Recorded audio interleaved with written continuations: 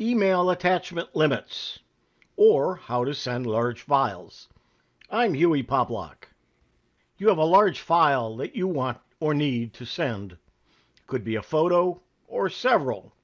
Could be a video. Could be a large file, a PDF, an Excel, a publication, and so on. And it could be any other large file. There are limitations in all of the email providers and clients. And here are some examples. Gmail, it's 25 megabytes. Outlook, it's 10 megabytes. Yahoo Mail, 25. You can see, and then Outlook, the maximum file size email is 20 megabytes. Mozilla, 5 megabytes. It gives you an offer to share files larger than the number of megabytes. iCloud Mail is 20 megabytes. Email size limits usually apply on both sending and receiving emails. Why is there a maximum email size limit? Security reasons, mostly. If there were no maximum email size limits, the email server would risk to be bombarded with very large emails, causing it to cease working properly. Free email address providers give low maximum email size limits, but you can increase the maximum limit by upgrading to a paid account. Your email will bounce and you will receive an email error back in your mailbox when you hit the maximum email size limit. Usually you will receive one of the following error messages. Attachment size exceeds the allowable limit. 552, message size exceeds maximum permitted. System undeliverable. Message size exceeds outgoing message size limit. Or something like the size of the message you are trying to send exceeds the global size limit of the server. The message was not sent. Reduce the message size and try again. Can you bypass these maximum email size limits? No. However, there are workarounds. You can zip or compress on a Mac a file or files. Compressing will help, but is not the alternative to be used in most cases. You just can't compress them enough. If you're an Outlook user, you can install Wait Diet for Outlook and automatically compress outgoing file attachments so they have more chances to fit. You can upload the files to be attached to a cloud storage server like Dropbox, Google Drive, or OneDrive, and include the download link in your email. So, how do you send larger files? To send files that exceed the limit size, use the file sending service. Although there are some differences between these services, the basics are the same. You upload a large file to a company server along with the email addresses of those individuals with whom you'd like to share the files. Those recipients are then allowed to download the files at their convenience. And here's a list of them. Let's take a look at some of the things about them. Most file sending services do offer premium fee-based packages and free feature-limited uploads for smaller files. However, Send This File and FileMail do not offer any free services. Others offer 2 and 4 gigabytes.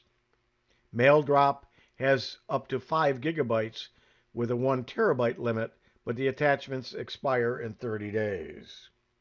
What is large? It's not the size of an attachment, but rather the size of the entire email, including its body and all attachments. If you have several smaller attachments that add up to something over the limit, the result is defined as large.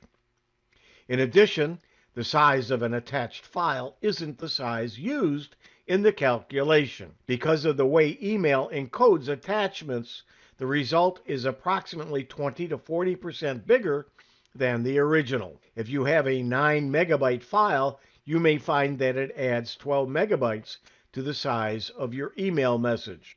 Emails may travel across many servers. We think of email as a point-to-point. We send, they receive. In reality, that's not how it works at all. There are several intermediaries responsible for getting messages from point A to point B. An email message can travel across many servers and machines along the way. It's not something we have control over. Email was never meant as a way to transfer large files.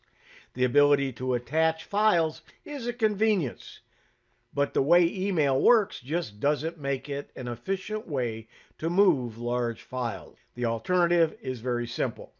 Upload the file somewhere and send a link.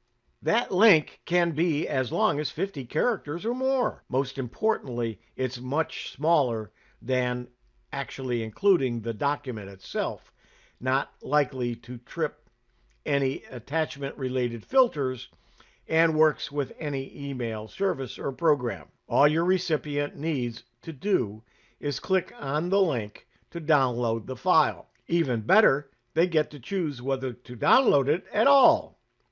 This can be very much appreciated on slow or metered connections. There are many possibilities: Dropbox, OneDrive, Google Drive, or MailDrop. Just remember to give the upload process enough time to actually upload the file from your machine before sharing the link with someone. Depending upon the speed of your internet connection and the size of the file, this could take some time. Dropbox works on your computer as opposed to simply using it from your web browser.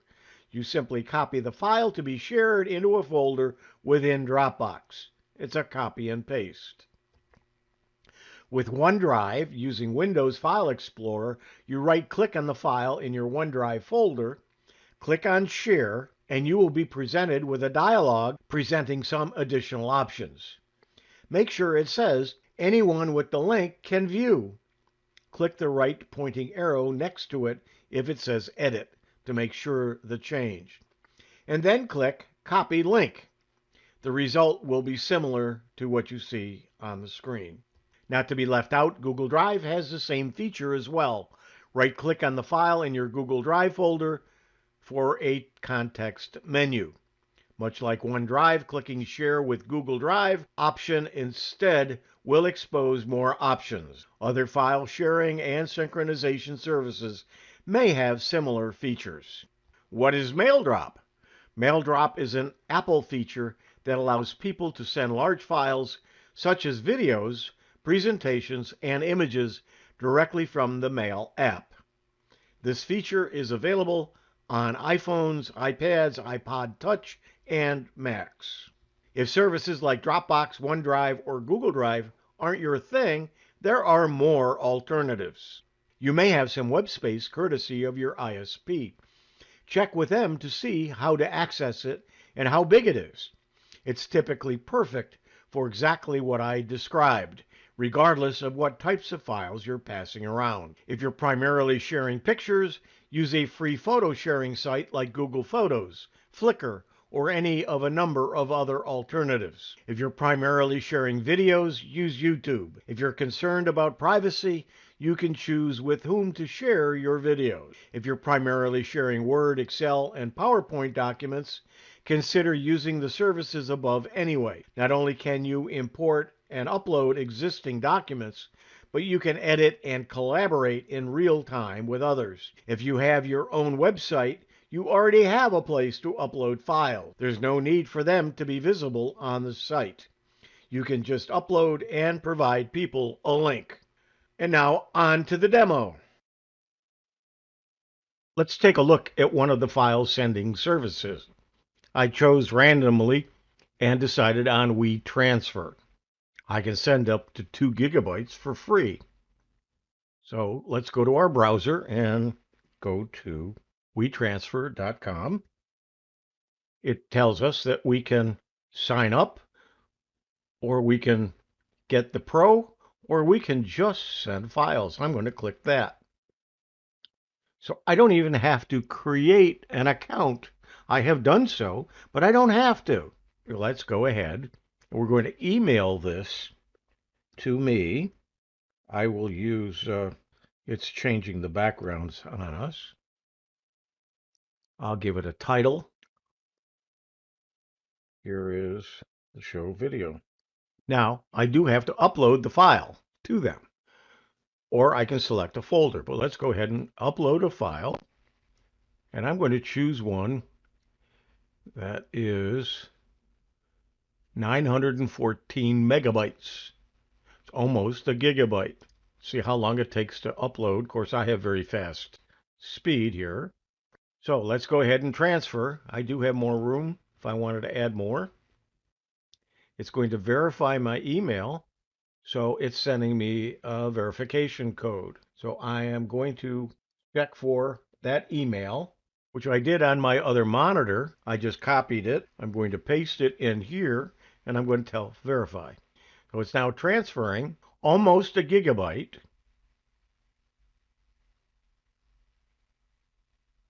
Okay, it is finished. It took less than 3 minutes to do it, but that's because I have a fast connection. I did cut out some of the time, so you didn't have to sit there for the whole 3 minutes. When it finished, it gives me the information. I'm going to open up my email. There is the WeTransfer message, so we'll open that up. We have the message. Now I can click on Get Your Files or click the download link. Either item takes me to the same place, but let's go ahead and click Get Your Files. It's ready for the download. I click download. It's completed. It took a few minutes, again, because I have a very fast speed, but it is almost a gigabyte. If I right mouse click and show in the folder, you will see that it's right here, and it is 914 megabytes. It's an hour, almost an hour and a half video, but it did download. It's ready for me to play, move into another folder, do whatever I want to do with that file, and I was able to send almost a gigabyte file very quickly and easily using one of the file transfer programs. This happens to be WeTransfer. Using OneDrive. Here's how we can transfer large files using OneDrive. Let's go ahead and open up our Windows File Explorer, and we're going to go to our desktop where our folder is. We're going to find a file, and here is that video file, and we want to store it out on OneDrive. So the easy way to do it here is we have our OneDrive here with all of the folders. I'm going to find one that I have created for TFS. I have one for different people. I am now going to drag this with my mouse to the for TFS. It can move here, but since I did it with my right mouse click, I have the choice. I get the menu. By the default, it would be move here. I'm going to copy it here. It copies it out to the cloud.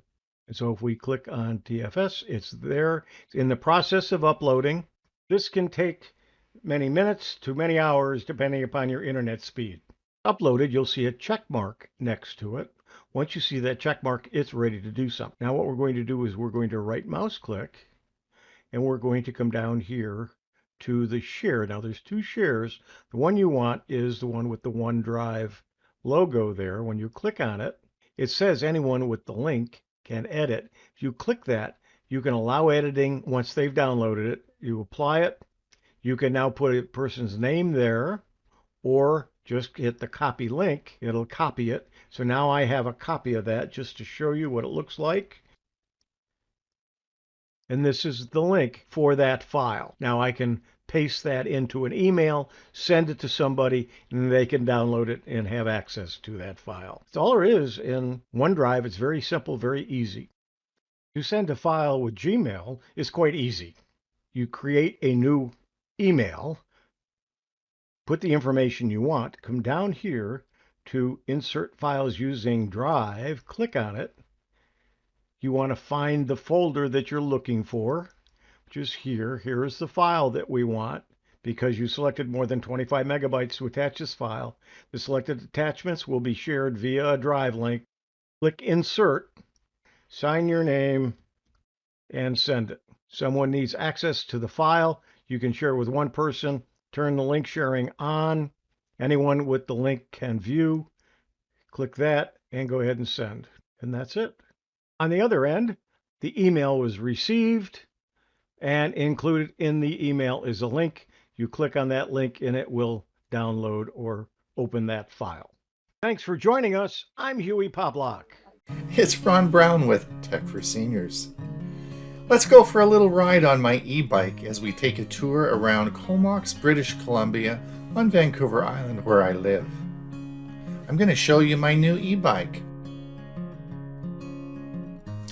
This is my bike. It's called a Volt 750, and you can see cameras 1 and 2 are mounted on the front and camera 3 on the rear. Let's have a look at this and I'll show you how I've put it together. Now, before we talk about my bike, there are many different types of e-bikes that you can purchase.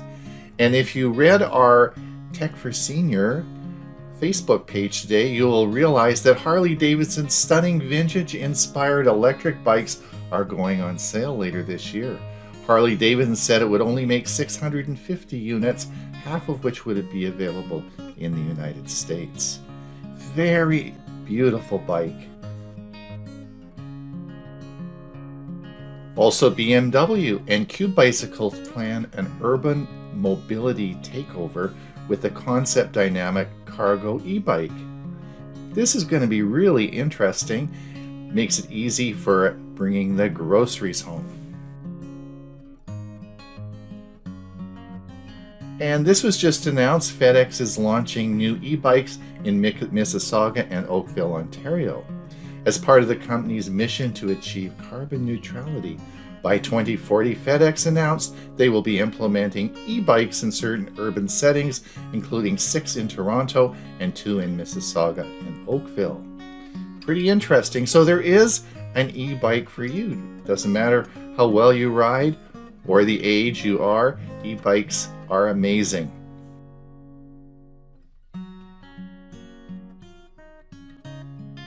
So this is my e-bike. It's called a Volt bike, V-O-L-T bike, and the model is Yukon 750 Limited.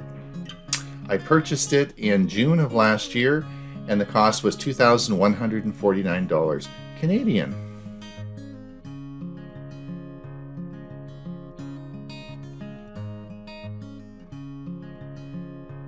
Now, how is this powered? You all want to know how far it will go and how fast. Now, the power. There's 750 watts of peak power. This is powered by the Bafang motor, which is the world's largest manufacturer of hub motors for e-bikes. The Volt Bike Yukon 750 is using a Bafang G06 series motor that will give 700 watts of power. Now, the top speed of this is around 32 kilometers an hour, which I think is probably around 20 miles an hour. Don't tell anybody, but I've had it up to 30 miles an hour and it's still got power left in it. So this thing goes like stink. Now, the Volt bike has a battery in it. This is made by Samsung. Now, the Volt bike Yukon 750 is using a Samsung battery. This is a 48 volt battery and can get about 60 to 80 kilometers or about 50 miles for a charge. Now, the brakes on this bike are made by a company called Tektro, and they are hydraulic.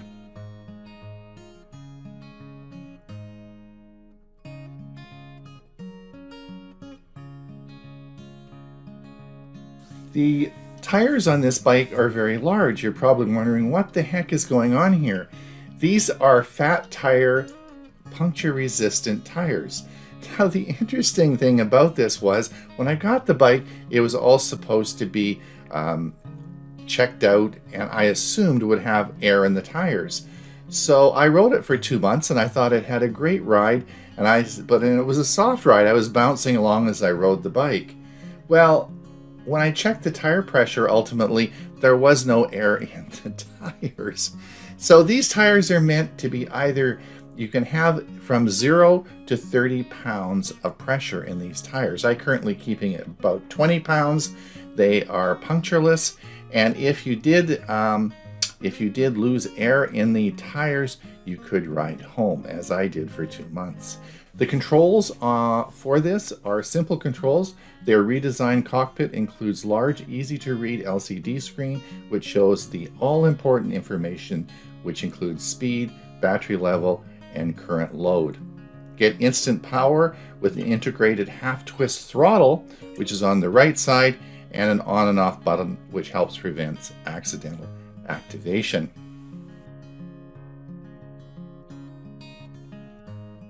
The problem with the handlebar on this bike, there's not a lot of real estate to put things on. You have your throttle controls, your LCD screen, and a bell. So I purchased a handlebar extender, which allows me to put the two cameras that you see on the top.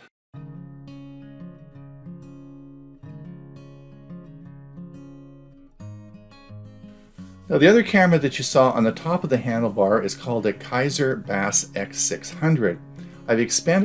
I experimented around with my cell phone and found that the image stabilization just wasn't good enough for the jostling around on my bike. So I didn't want to buy a GoPro camera, too expensive, so I bought the 𝐂𝐨𝐻𝐵ASS X600.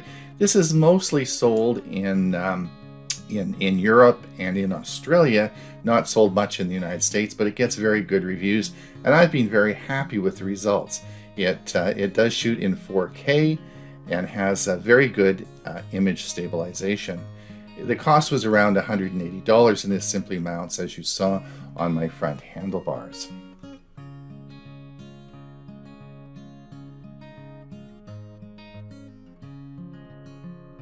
Now on the back of the bike, you'll see I have a DJI mini camera. Now this is so I can get different shots from either directly behind me or looking back at me. This camera is image stabilized and is on a gimbal, and it's called the DJI Mini. And this has provided some very interesting shots, and it either can give me forward or rear facing shots. This is the DJI Pocket. I purchased it for $349 Canadian.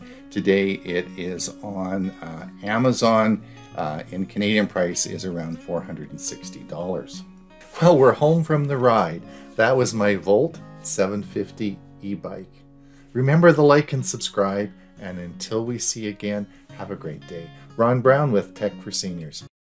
Here are 5 things you should use a VPN for.